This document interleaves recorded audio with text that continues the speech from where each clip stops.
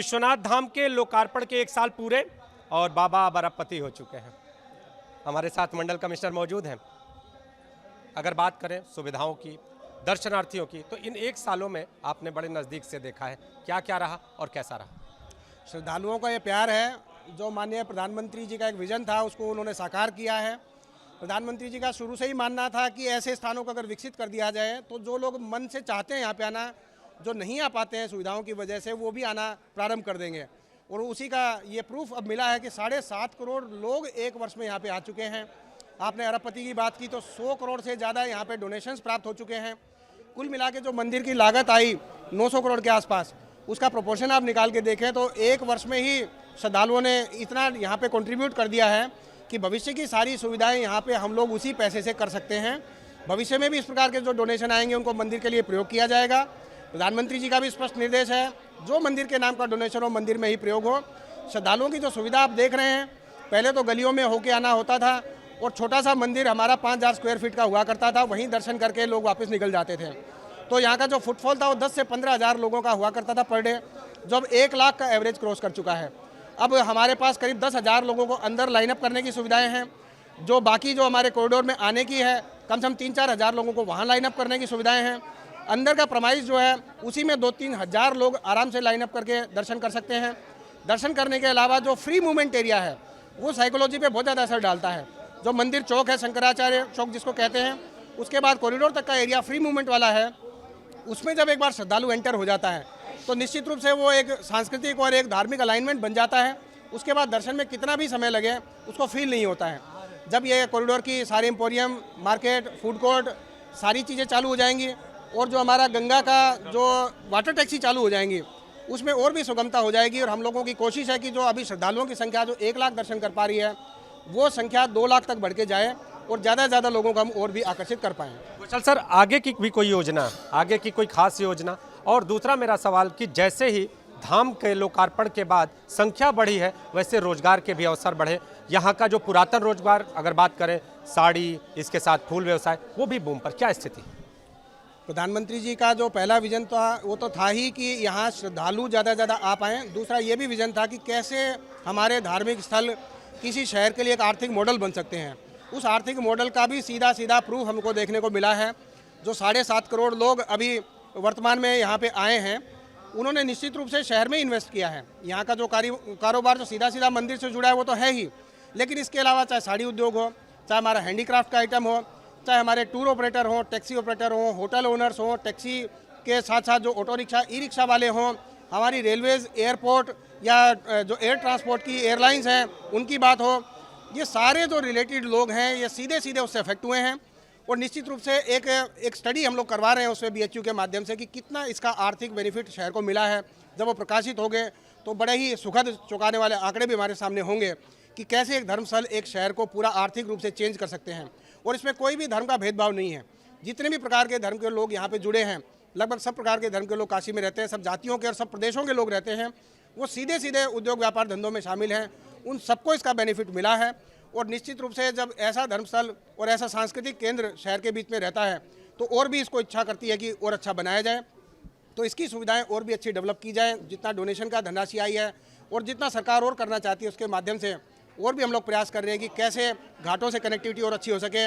नमो घाट जैसे बनाया जा रहा है उसके भांति और भी घाट बनाए जा सकें, जो पूरा घाटों का एक्सपीरियंस हो, स्पिरिचुअल एक्सपीरियंस हो वाराणसी का, वो और बढ़ाया जा सके। यहाँ पे वैदिक विज्ञान कोर्स चालू करके अध्यात्म और योग की शिक्षा चालू करके कैसे इसको और अच्छा कर सकें। इसका सांस्कृतिक कैलेंडर हम लोग तैयार कर रहे हैं कि पूरे वर्ष में सांस्कृतिक इवेंट हर 2-3 महीने में होते रहे और ज़्यादा लोग आकर्षित होते रहे। साथ ही होटल्स में इन्वेस्टमेंट के माध्यम से और होटल्स रूम हो, टेंट सिटी के माध्यम से भी हम प्रयास कर रहे हैं कि और लोगों का अकोमोडेशन मिल सके। तो कुल मिला के और भी आर्थिक मोर्चे पे हम लोग कोशिश कर रहे हैं कि आर्थिक लाभ भी शहर को मिले, साथ के साथ बाहर से जो आने वाले लोग हैं उनको भी सुगमता मिल सके, उनको भी यहाँ पे स्पेस मिल सके और वो एक दिन के लिए जहाँ पे आते हैं वहाँ 2-3 दिन का अपना एक्सपीरियंस लेके जा सकें और अल्टीमेटली शहर के लोगों को बेनिफिट कर सकें। तो पूरा शहर आज उत्साहित है। धार्मिक नगर में आज विभिन्न तरह के धार्मिक आयोजन होते नजर आ रहे हैं। विश्वनाथ मंदिर, विश्वनाथ धाम के अर्चक हमारे साथ मौजूद हैं। गुरुजी, जो संख्या है, जो श्रद्धालुओं की संख्या है, जो भक्तों की संख्या है, पहले क्या स्थिति थी, अभी क्या स्थिति है, और अगर बात करें पुरोहिती की तो उसको क्या कहेंगे? ऐसा है कि पहले सीमित संख्या में लोग आते थे, जगह की कमी था, स्थान का कमी था, लोग गलियों में लाइन लगाते थे, उसमें बहुत भीड़ हो जाती थी, आने जाने वालों की सुविधा होती थी।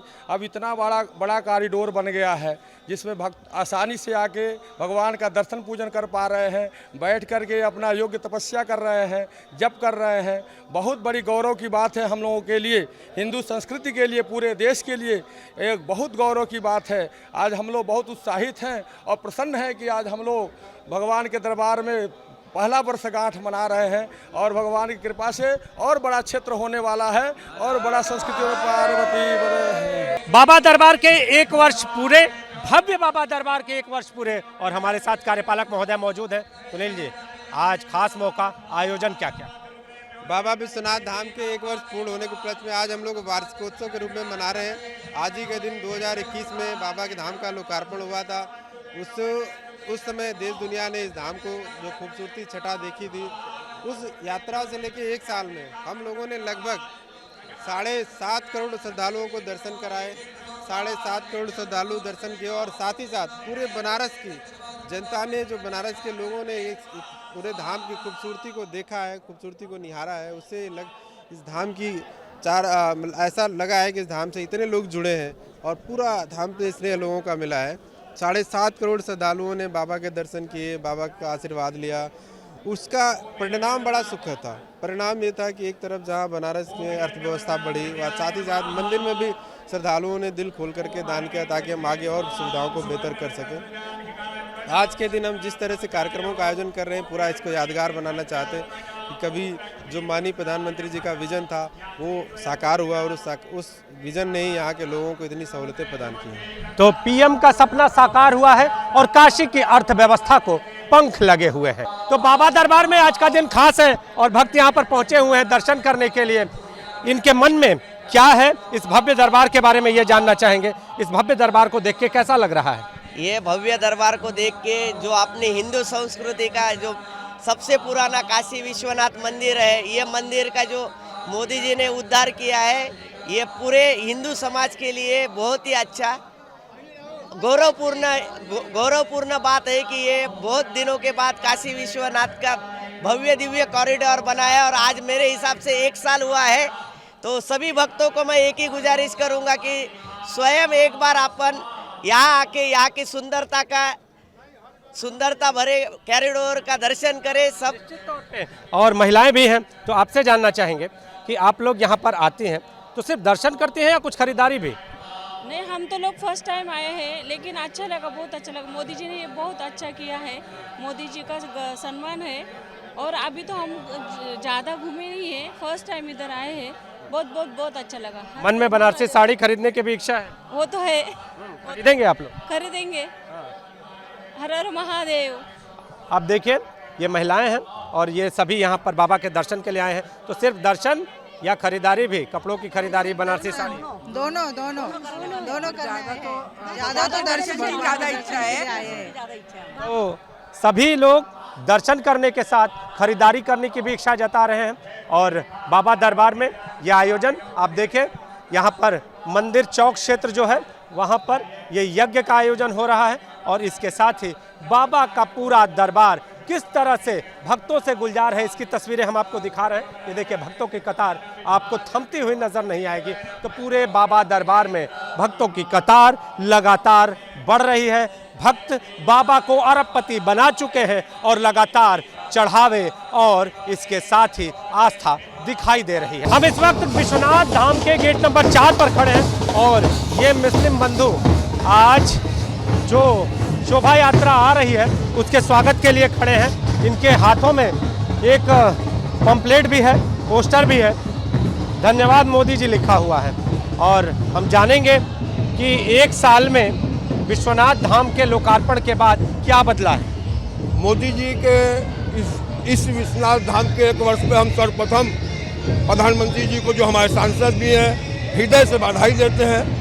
विश्वनाथ जी के से अब धाम बनने से पूरे विश्व में आज बनारस की तरफ आकर्षण हो रहा है।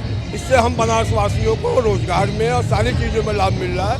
हम अपने संसद और देश के प्रधानमंत्री को बहुत बहुत धन्यवाद देते हैं और आज इस शोभा यात्रा को हम पुष्प से स्वागत कर रहे हैं हम सारे काशीवासी बहुत खुश हैं कि प्रधानमंत्री जी ने जो सपना था, जो तंग गलियां थी दर्शन के लिए, उसको भय कॉरिडोर बनाया है।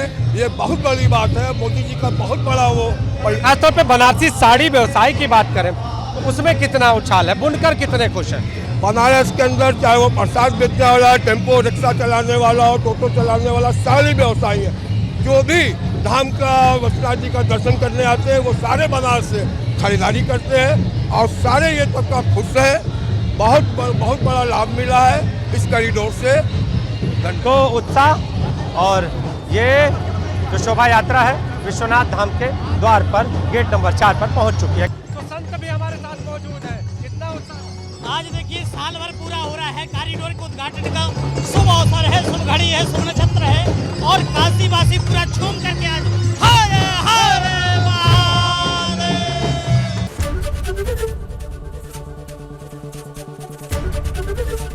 एबीपी गंगा, खबर आपकी, जुबान आपकी।